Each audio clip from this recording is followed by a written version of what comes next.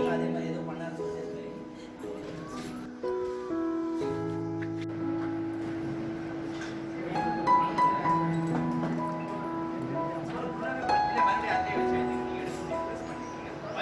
Cut ஆயிடுச்சா? அது காட்டுங்க. நான் திருப்பி காட்டுங்க ரெண்டு பக்கமும்.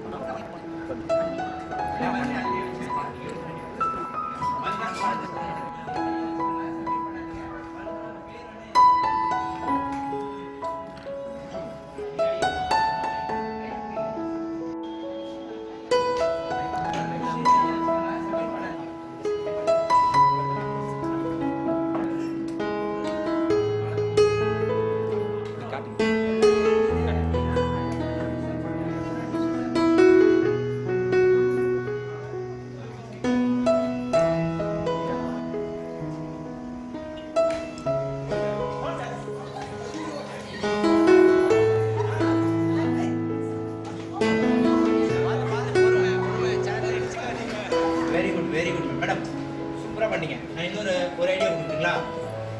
எதையுமே எப்படி பிடிச்சிங்கன்னா என்னாமோ ஆடிட்டே இருக்கும். சிம்பிளாக ஒரு ஐடியா பண்ணுமா? டேபிள் இப்படி கையை வச்சு பிடிச்சிங்கன்னா ஆடுமா?